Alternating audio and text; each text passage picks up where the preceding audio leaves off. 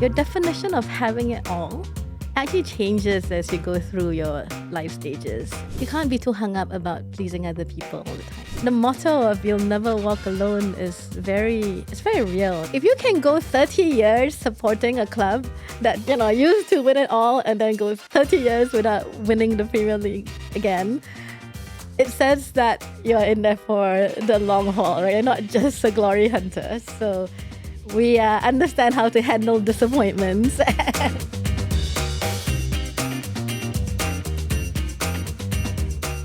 Welcome back to The Usual Place. Now sitting down with me on this episode is Sembawang GRC MP Mariam Jaafar, who is also a Managing Director and Senior Partner at Boston Consulting Group. Now beyond her roles in politics and consultancy, she's a mega Liverpool FC fan and a chocolate croissant enthusiast.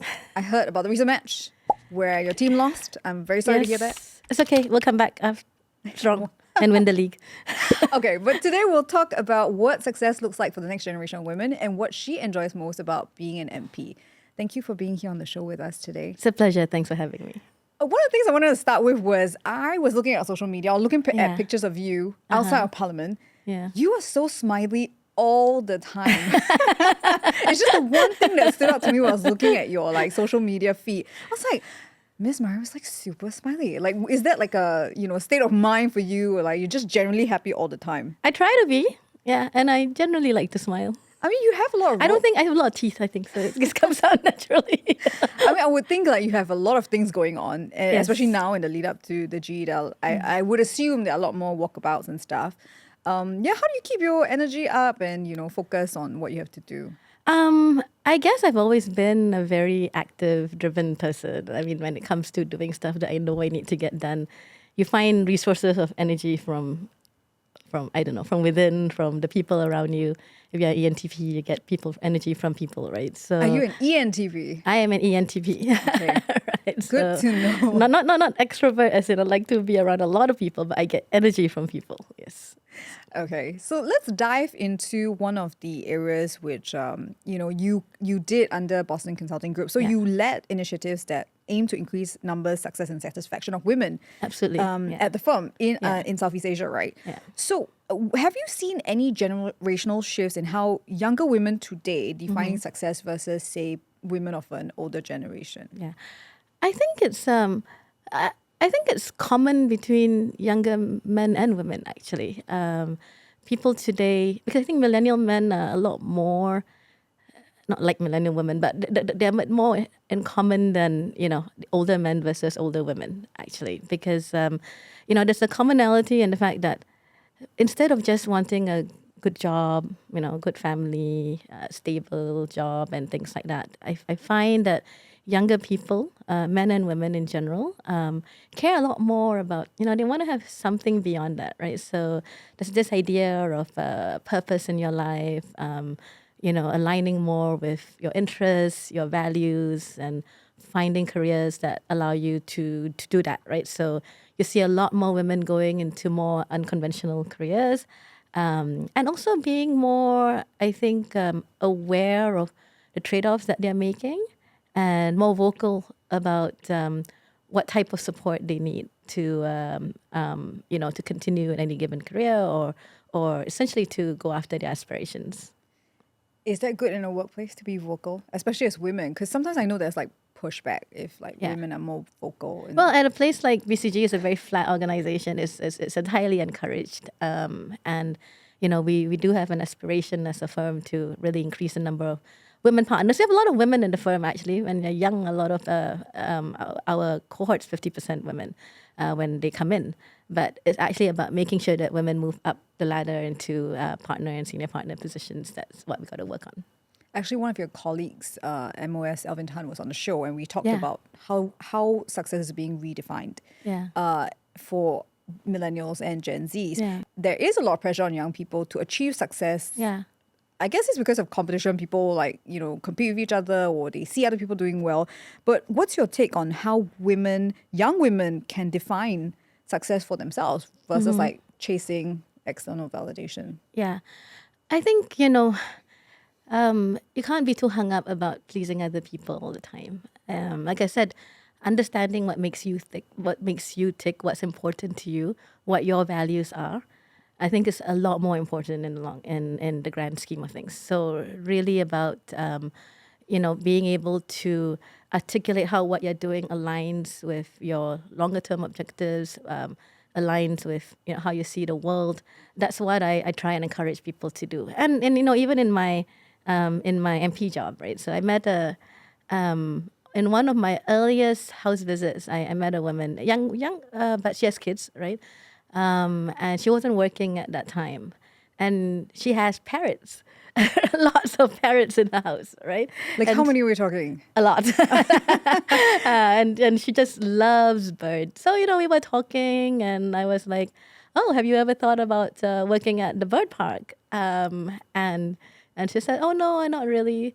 And then I met her again recently at another house visit, and she said, "You know what? Last time we met, after I met you, the day after I went to the, Jurong Bird Park at the Mandai Wildlife Reserve's website, and I applied for a job, and now I've been able to, she's been part of the move from Jurong Bird Park to Mandai. She looks after the African birds right now, and like I said, it's something that is very close to her own interests and values. And I think that's the kind of fulfillment that you want to get out of life, right? So I always encourage people to go after the things that they really find meaningful. Versus like chasing money or like Yes, status. I think everyone, you need to define success in your own way, in your own time, and recognize that, sometimes it's just, you can't be too impatient. Things will come as long as you focus on, being the person that, whatever you do, I think just remember to try and be the person that gets things done.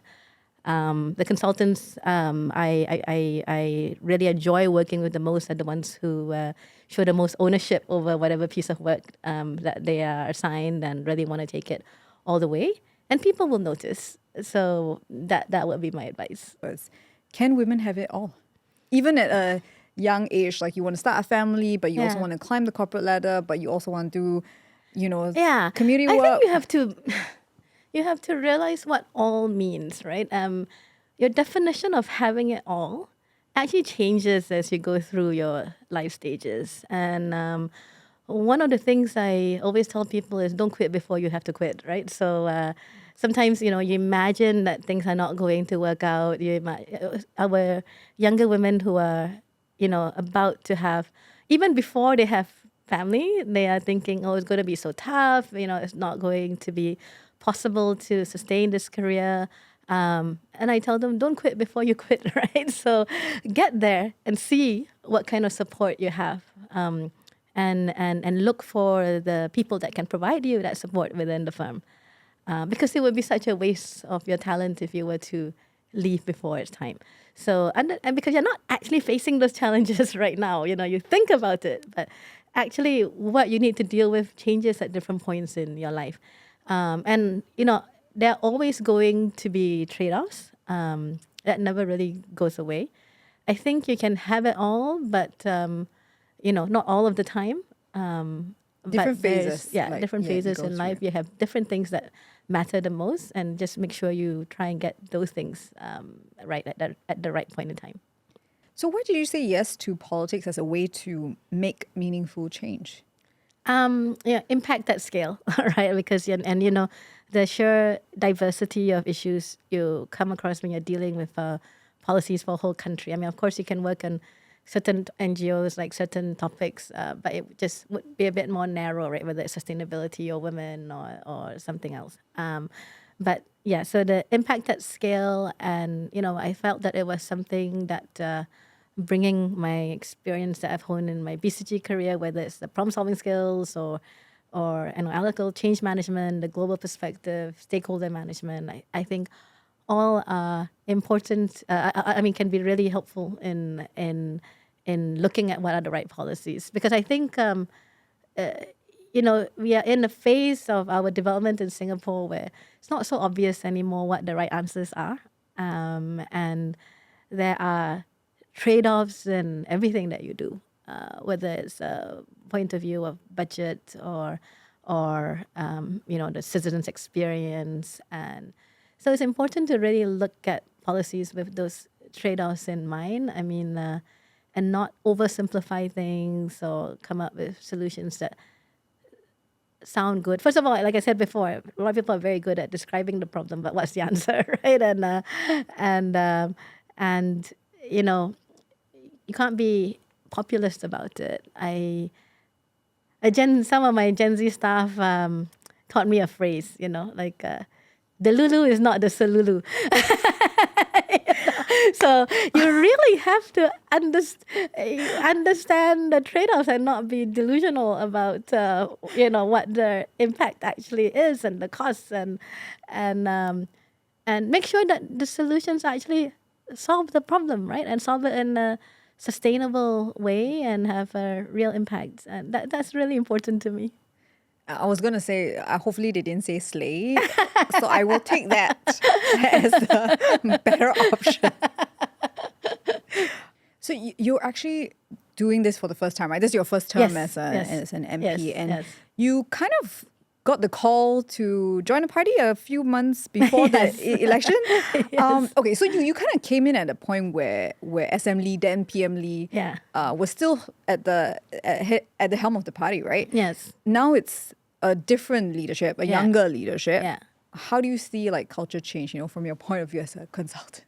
I think the leadership evolves with the general population, actually, right? So when Singapore was a younger country, it was really, a matter of survival and let's just get things done. And people were very much pulling together to make sure that, our country actually survives and is successful, right? I think it's a more affluent, more globally exposed society now. You have different diversities of opinion, issues like income inequality and, the need to really be inclusive really come to the fore. I talked about young people right now. We are very, they're a lot more purpose-driven, right? So they have a lot of good heart, right? So I think in that way, and the country is also much wealthier, right? So in that way, I feel that the leadership is also evolving in the same way. Becoming more open, more diversity, encouraging more diversity of views. PM says he wants to have more women in the team. I think that's always great. Also, just if you look at all the recent policies, so much of it has been about, greater inclusivity, something for everyone, like really helping those who really didn't have that much help and support before, special needs, the disabled, ex-offenders. So I think, those changes are very positive. And I think it's expected by the current population. Yeah. So if PM asked you to leave the private sector to would you take up a full-time role? Well, first you have to be actually running in the first place, and we still don't know any of that. So I will. I think it would be premature to answer any of those questions. All right, I'll let you have it.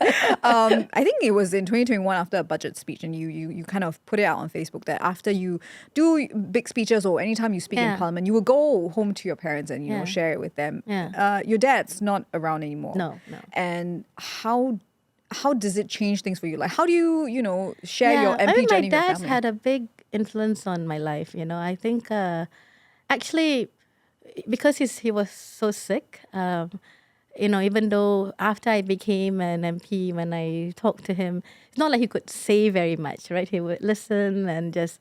Like when I told him I was going to run, he was quiet for a very long time. And then he said, in a good way or a bad way? Not good or bad, but was he supportive or he was thinking about it? Well, he basically, he was very quiet and then he said, okay, try your best. Because my dad's always been, he's got his own view of what's right and wrong, very strong views. He doesn't necessarily agree with everything that the government does, So he... so I think you had to process it a little bit. But then he said, try your best. But I think even to this day, I still hear his voice a lot. He always had these little phrases. I call them Jaafarisms, right? And even when, the one that I remember forever is, once when I was really struggling with a really tough client at work, and I told him, I don't think I can do this anymore. And he said, he just said 5 words, right? If not you, then who? And that I think really got me to, okay, own the problem and eventually get out of it. And he's got, other things, right? Like he's always been don't be a hypocrite, So he just don't drops do these little like don't do a nuggets. 6:30 job, like a man's got to do what a man's got to do. So like every time I have a few, decisions to make in my head, I actually often hear his voice and those few words that I just words, but ultimately they really help guide my what I do in life. Yeah. So you grew up in a one-room flat when you were young, Yes. and you stayed there with your parents and your siblings. My sister. So it was at that time it was just me and my sister. And what was that experience like?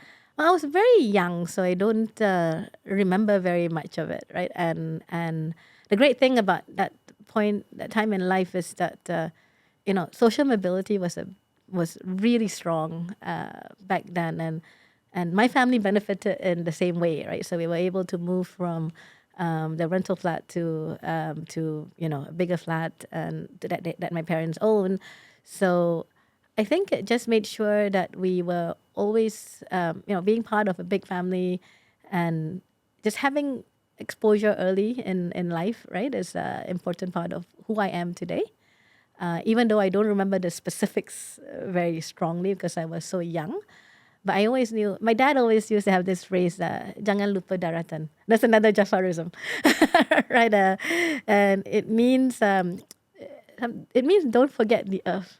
But I see it as, you never forget where you come from and forget the problems that people from where who are where you came from experience and need to always bring that into that perspective into whether it's policy making or problem solving.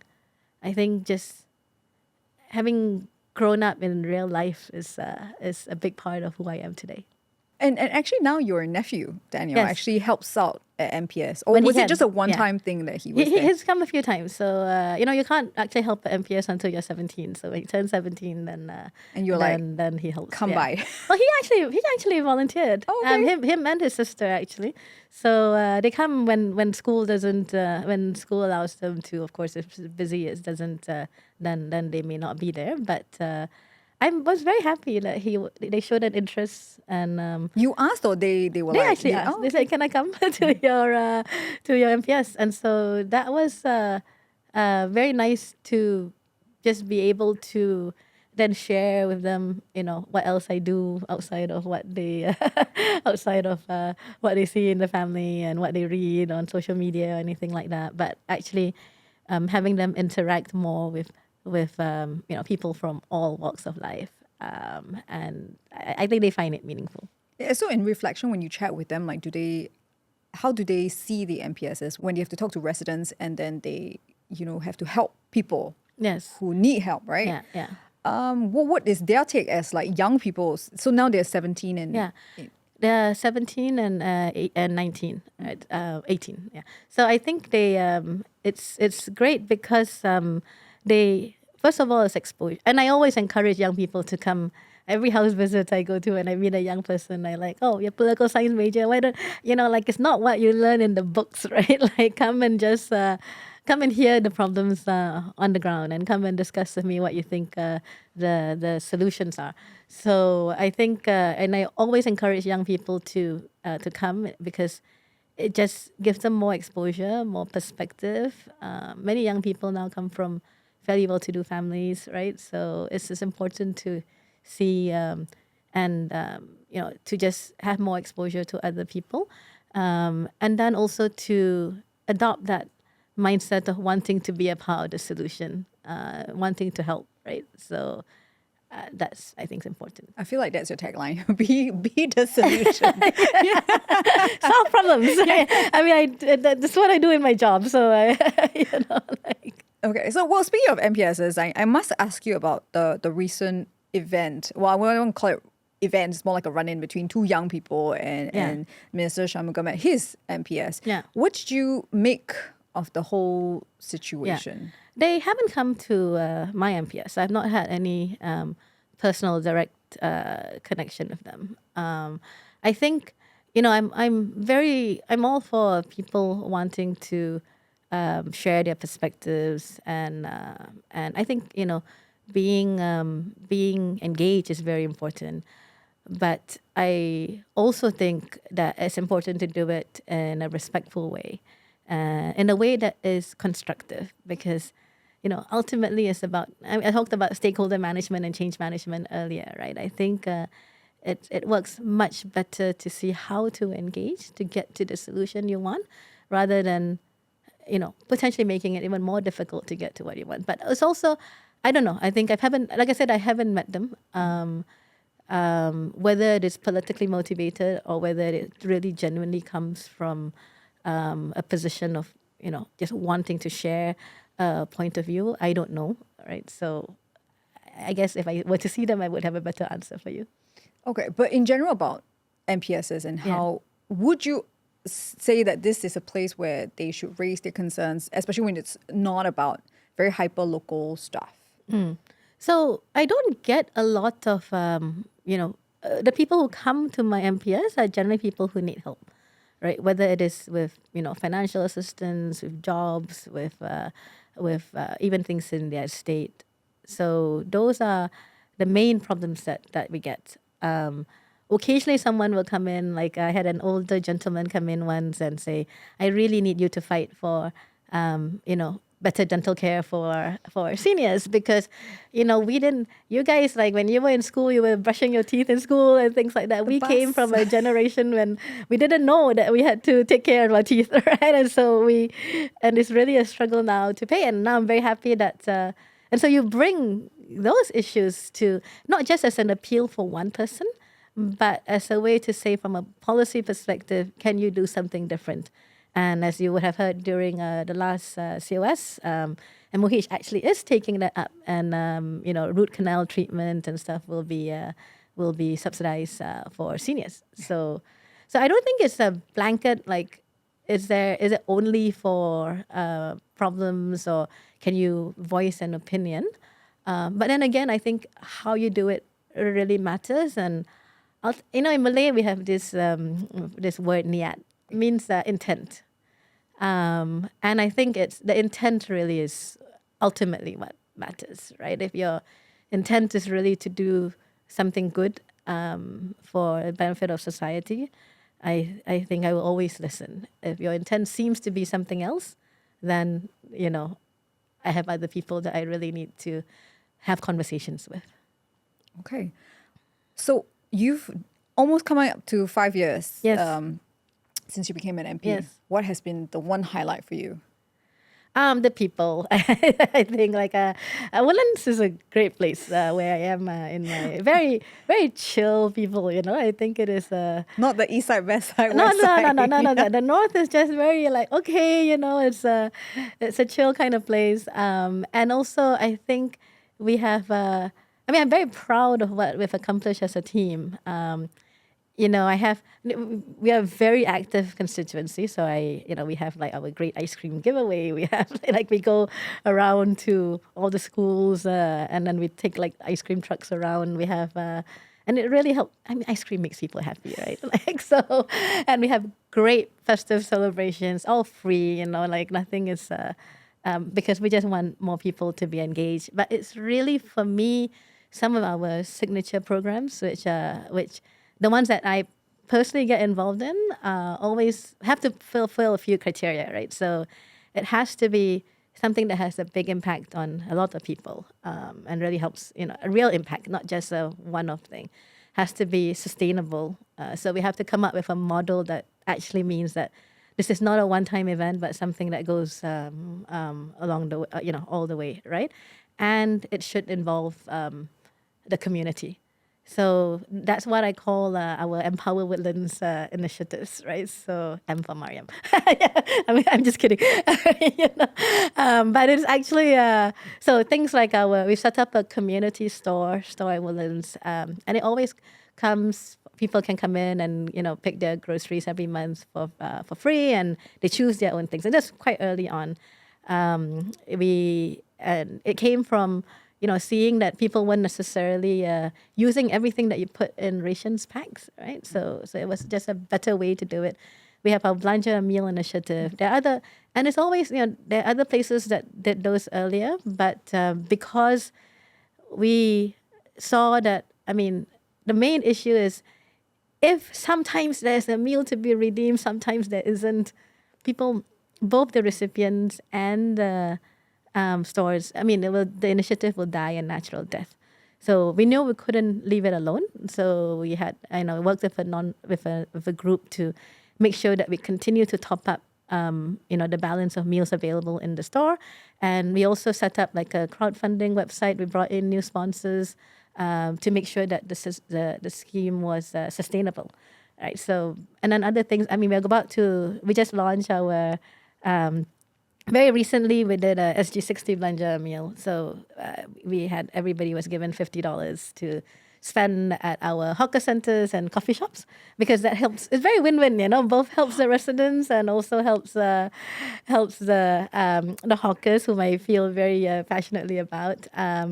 And even after that, we launched our merchant dollar deals. And this actually came about because, I had a resident who came to me and said, "Hey, MP," this was just after she got her $50 card, right? And she said, "MP, we have, in some other places, they have these $1 deals." And then I was a bit, but, they don't have the $50 card. We all have our sum of money and that's what we used it for. You can use it. But if I step back and take it to heart, you have to listen for what they're saying, right? Which is they want even more support on cost of living and things like that. So we said, okay, can we find, even though we've used our money on our other program, can we find another way to get these $1 deals? So we then decided to talk to, all our merchants. And now we have just launched a program where every month we have 5,000 $1 deals that are paid for, not by taxpayers' money, but by the merchants.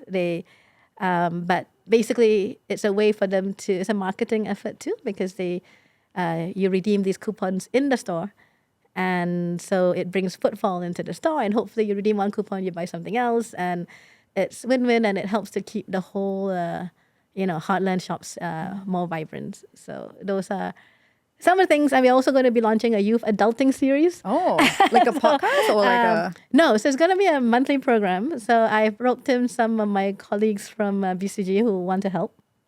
And so we are going to look at a few different areas, careers and skills, health, including, of course, mental health. We're going to look at technology and innovation. We polled youth to figure out what they cared about the most. So we'll have something. The main point is not to do it as a one-off, but every single month we'll be able to do things like company visits, training by my colleagues on things like problem solving, tips from consultants on interviewing and how to do a network job search and things like that. And then actually the fourth category is social bonding and relationships, because I was at a youth dialogue once, and we had these questions pigeonhole, right, where you can say what, and we had an insane number of questions on like how do you build relationships, and perhaps professional relationships, right? No, personal Oh, relationships, okay. right? So I always joke to my team, we should teach them how to date, and then, but then also comments on that, but okay, sure. And also just create opportunities for them to bond and just. Including being part of the community. So that's through volunteer work, through MPS, through being involved in programs that they care about. Yeah. So on the flip side, are there any downsides to the job? My take would be because as MPs, you are in the spotlight. Whatever you do is like a bit more scrutinized. Yes, of course. Do you feel that that's being profiled on social media, like people take what you say and then, or what you're doing, like, is that a downside to the job? You have to be in the public eye for people to know what you do, right? So it cuts two sides of the same coin, right? So you want people to be to know of your initiatives, your programs, what change you're driving. But just being, I to this day, I I know I need to be known in Woodlands, but I prefer to be incognito elsewhere, right? Because, I think I'll tackle this head on. I think there is, there was once, I think someone put out a TikTok where I had an unfortunate incident where I fell asleep in Parliament. It was one of those days where I had a very late night, but I felt very badly about it because, it's my responsibility, right? So it certainly taught me to just be very much more conscious of balancing my energy, right? Especially before Parliament sitting, right? And on For the camera. record, I will say it's very, very long. It's very long. And do you sit through the whole thing? We have to be there, right? Okay. So, but also I think we have but there was a silver lining out of that. So generally, I don't read social media comments. I don't respond to social media comments either. But on this time, my husband said, go read the. I'm like, why do you want me to look at this thing, right?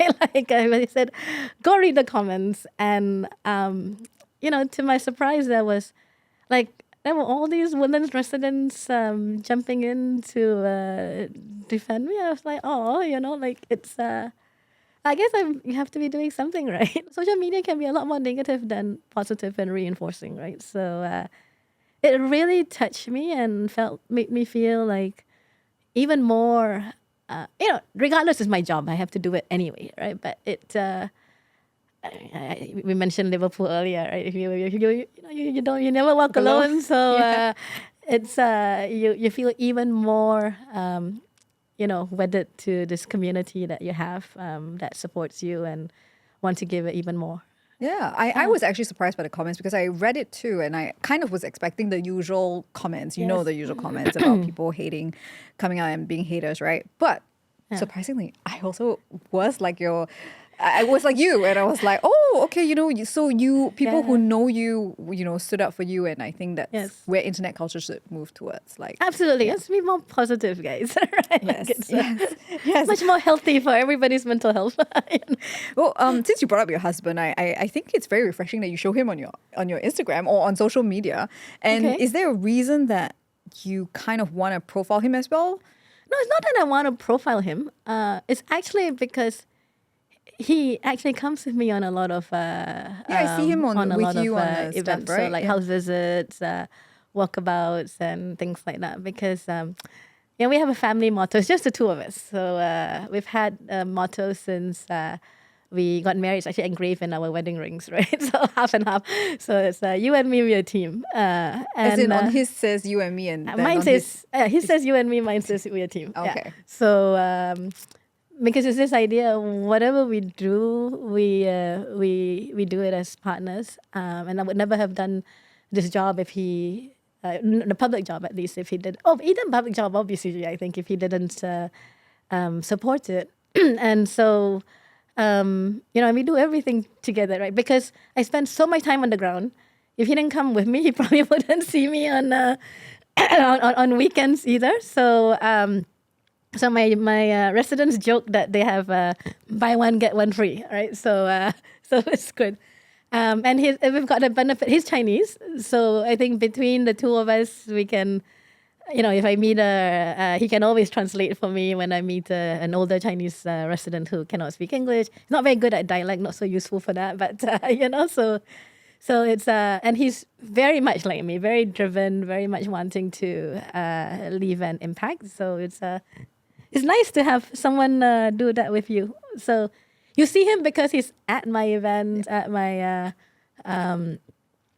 doing things with me. I mean, the only other things other than that, I post happy birthday and our, festive greetings together and stuff like that. And that's just because if you know me on my private social media, the only thing I use it for is to actually post first of all, to be a travel diary for myself, and then to post happy birthday, happy anniversary, and happy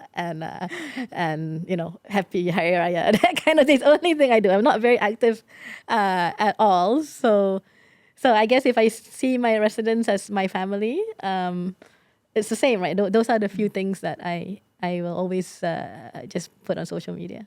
What does your husband make of you being an MP? Like, I think he knows why we're doing this. And it's actually, to be able to, as I said, make an impact, have a difference. And I think the people that we meet have really become our family, our extended family, and so you care about them, and so I think it's fulfilling for both of us. Actually, sometimes I don't have time to, so many issues. I just say, can you take care of this one for me? so it's really a family effort, and then you guys go down together, and Yeah, of course not. He's very busy too in his day job, but when he can, he's there. And there's some things it's easier for him to talk to residents with, whether it's Chinese or sometimes I can be a little impatient with driving with driving change. So he helps to be, to add to balance that for my team a little bit and help them translate what's really important to me, So it's a wonderful partnership. Okay. So I'm going to ask you about some lighthearted stuff about Liverpool FC. Okay. Why did you choose it as your choice of club? I've supported them since I was 8 years old, and they were very good then. I mean, this was back in the time of like Ian Rush. We were winning everything, right? So I think they're coming back now. The little I know of the EPL. Yes, hopefully we win the league this year. But thanks, Jürgen. But I think it's. But beyond that, I think it's. If you've been to Liverpool at all? No, I've not. Okay, so Arsenal fan, dormant Arsenal fan. So, but I've always thought that I can Liverpool withhold fans. comments. Oh, okay. But Liverpool is. I've been to Anfield a few times, and it's a very working class city, and this the motto of "You'll never walk alone" is very real. I think actually when I started the store at Woodlands, our community store, the inspiration behind that was from the fans supporting food banks initiative in Liverpool. So every match day, people bring in food that they want to donate to people in need in the city, and so there were a lot of and if you can go 30 years supporting a club that used to be, used to win it all and then goes 30 years without winning the Premier League again, it says that you're in there for the long haul, right? You're not just a glory hunter. So we understand how to handle disappointments.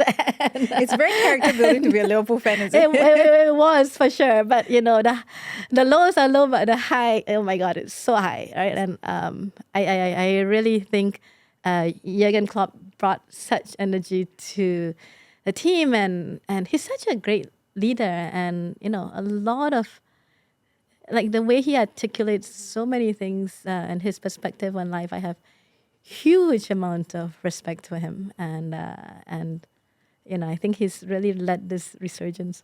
I went to a Champions League final twice. Once we won. On the local front. Yes. Did you watch Singapore football? I used to a lot. So back in the old days of the Malaysia Cup, I was a big fan of the Dream Team back then. Then I think I went overseas to university, lived overseas for a long time, so I don't. I stopped following it so much. I think now there's some games I try and make it to, like national team games. Like I went to Singapore, Korea, Thailand, a couple of other ones. But yeah, my team is Liverpool, and I will also, of course, always support the Lions too. But I think that is a work in progress. Okay. Eventually, you will never walk alone with the Lions team as well. Oh, of course. I mean, look, you can say forget it, right? Or you can say this is a beautiful sport that I don't play it, but I really do think that it's a sport where you don't need to. You can do well as a poor boy, right? When you start playing, you don't need to have swimming lessons. You don't need to have super nice tennis racket or anything. It's just 2 pairs of shoes, to create a goal, a bunch of friends, and you can get into the game and pick up good skills early on, and then hope, of course, that you make it into a system that then gives you the support to develop further. But it's a sport for everyone. And if you remember the Malaysia Cup days, if nothing quite brings you together like football, I think. If you've been to a stadium supporting the whole team, it's something that is important, I think, as part of our culture. And I hope that people just don't give up on Singapore football. Agreed. Yeah. Very much so. Yes. Okay. Last question is maybe the important question, because you declared it on social media that you are a chocolate croissant fan. Yes. Where is the best one in Singapore? Well, I like, Mother Dough Bakery has, if the halal ones, I think Mother Dough Bakery has very nice chocolate croissants. And this one is in Jalan Pisang, right? Jalan Pisang. I mean, like, Kampung Glam is one of my yes. favorite places in town. So, whether it's konditori or Mother Dough, that's good. Yeah. Okay, you give me options. I gotta go get some now. Well, that's it for me today. As we edge closer to the 2025 general election, you can expect hot takes and these one-on-one conversation with MPs on The Usual Place. So if you don't want to miss out, like, subscribe, or hit the notification bell on YouTube to get fresh content. You can also catch The Usual Place on Apple Podcasts, Spotify, or on the ST app. I'll see you next time.